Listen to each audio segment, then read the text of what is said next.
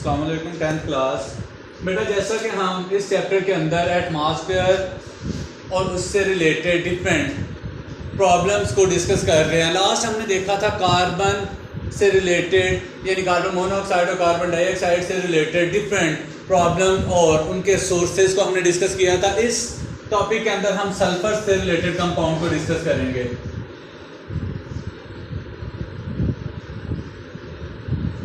Sulphur compounds, sulphur compound में ज़्यादातर SO2 और SO3 ये दो गैसेज हैं जो ज़्यादातर इवॉल्व होती हैं।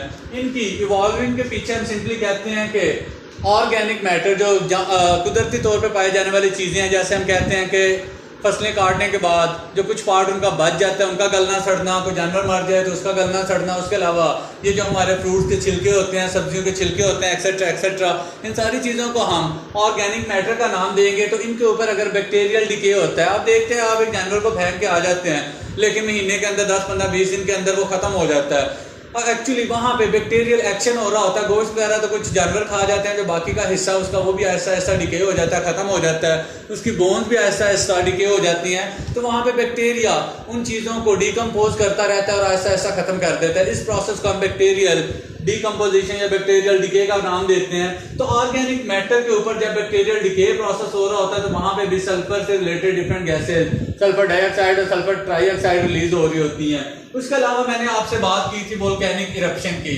1 या 2 लेसन पहले। असल में जब ज़मीन के अंदर मुख्तलिफ मटीरियल पिघल के अपना हाई टेम्परेचर कर लेते हैं, तो ड्यू टू सम शेक और melting in any layer of the earth, तो वहाँ पे कुछ ना कुछ मटेरियल हमारे पास मोल्टन फॉर्म में आ जाता है। तो वो सारा मोल्टन मटेरियल जो होता है फिर वोल्केनो से बाहर मूव करने की कोशिश करता है। तो हाई टेम्परेचर होने की वजह से वहाँ पे कुछ ऐसी चीज़ें भी मौजूद होती हैं जो गैसेस फॉर्म में कन्वर्ट हो जाती है। तो वहाँ पे कार्बन मोनोऑक्साइड डाइऑक्साइड के अलावा सल्फर डाइऑक्साइड और ट्राइऑक्साइड भी रिलीज होने का चांस होता है। सो वोल्केनिक इरप्शन भी इसके लिए एक काज बनती है। हम लिख सकते हैं bacterial decay of organic matter. Second one is the volcanic eruption. erupt का मतलब होता है बाहर रिजेक्ट होना, निकलना, eruption। तो वहां से जो लावा सा मटेरियल से निकल रहा होता है उसके साथ डिफरेंट गैसेस निकल के वहां पे सल्फर डाइऑक्साइड और ट्राइऑक्साइड का भी चांस है। उसके अलावा बेटा मैंने आपको बताया था फॉरेस्ट फायर के बारे में, इसकी डिटेल भी मैंने लास्ट लेक्चर में बताई थी किस तरह फॉरेस्ट फायर का चांस होता है कि वो आग लगना स्टार्ट हो जाती है। तो फॉरेस्ट फायर के दौरान हमें कार्बन डाइऑक्साइड और अगर इनकम्प्लीट कंबस्टन हो रही हो तो कार्बन मोनोऑक्साइड, साथ साथ हमें सल्फर डाइऑक्साइड और ट्राइऑक्साइड के भी चांसेस होते हैं। बेटा ये सारे मेथड जो होते हैं ये नेचुरल थे, कुदरती तौर पे बैक्टीरियल डिके भी हो रहा होता है, कुदरती तौर पे वोल्केनिक इरप्शन भी हो रहे होते हैं। फॉरेस्ट फायर के जो है वो कुदरती तौर पे ही मैंने आपको बताया था प्लांट्स वगैरह एक दूसरे के साथ रब करते हैं। जब रबिंग उनकी काफी ज्यादा हाई होती है तो वहां पे स्पार्क प्रोड्यूस होता है ड्यू टू हाई टेम्परेचर और वहां पे फ्यूल वुड की शक्ल में ऑलरेडी अवेलेबल होता है तो आग वगैरह लग जाती है। सारे नेचुरल प्रोसेस है। लेकिन कहता है कि मैन मेड प्रोसेस जिनमें हम कहते हैं combustion of coal, petroleum and natural gas. तो बेटा ये चीजें जब हम बर्न करते हैं तो ऑलमोस्ट 80% या उससे भी ज्यादा का सल्फर डाइऑक्साइड और सल्फर ट्राइऑक्साइड हम खुद प्रोड्यूस कर रहे हैं, जबकि नेचुरल तरीके से प्रोड्यूस होने वाली सल्फर डाइऑक्साइड और ट्राइऑक्साइड की मिकदार बहुत कम होती है। उसके अलावा अगर हम बात करें तो सल्फर डाइऑक्साइड और ट्राइऑक्साइड के जो ऑक्साइड होते हैं दीज आर कलरलेस।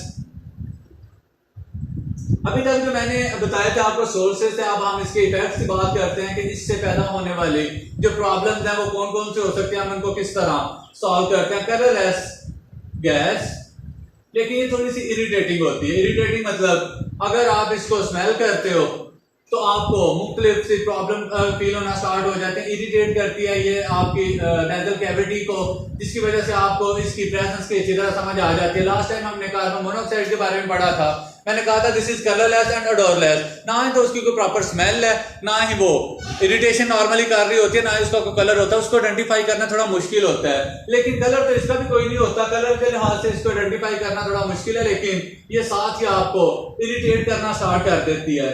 इरिटेटिंग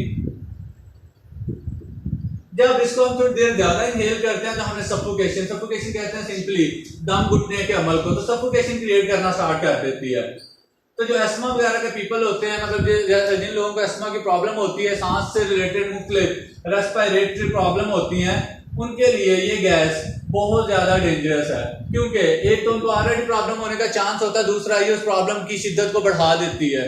सो हमें कोशिश करनी चाहिए कि ऐसे लोग स्पेशली जिनको एस्मा या रेस्पिरेटरी प्रॉब्लम है वो इससे बचें, जो नॉर्मल पीपल है वो भी इससे बचने की कोशिश करें। दूसरे नंबर पे जो इससे बेटर प्रॉब्लम क्रिएट होती है, this is SD crane. SD crane का टॉपिक आ गया है, इसको मैं वहां पे फर्दर डिटेल से एक्सप्लेन करूंगा।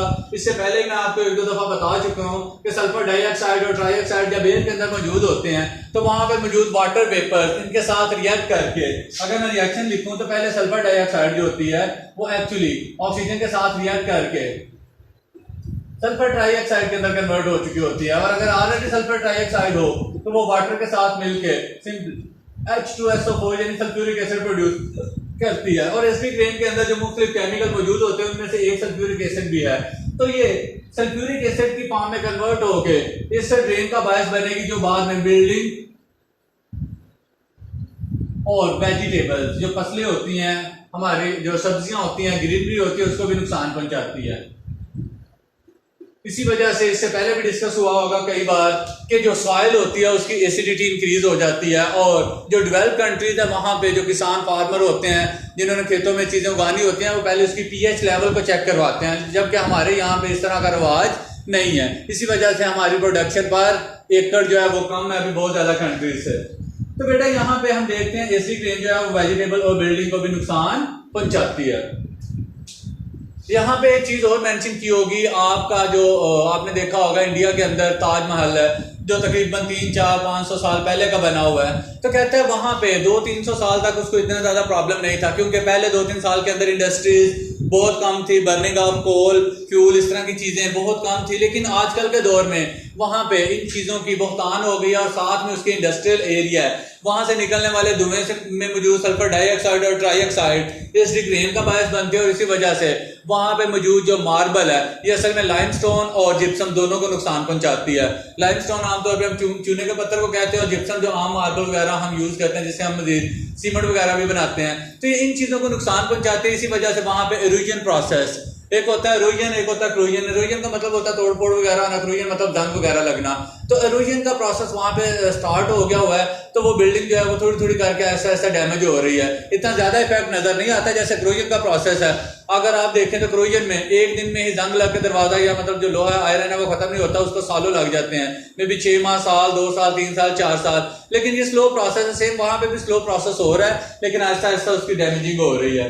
बेटा एक से दो और चीजें हैं जो मैंने आपसे डिस्कस करनी है।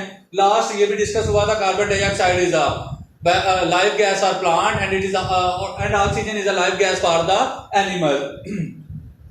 कार्बन डाइऑक्साइड की मिकदार हमारी एटमॉस्फेयर में ऑक्सीजन और नाइट्रोजन की निस्बत बहुत कम है, लेकिन ये जो कार्बन डाइऑक्साइड है अगर इसकी एक्सेस अमाउंट हो तो ये हमें नुकसान भी देती है, लेकिन इसकी एवरेज अमाउंट जो है वो हमारे लिए बहुत ज्यादा फायदेमंद है।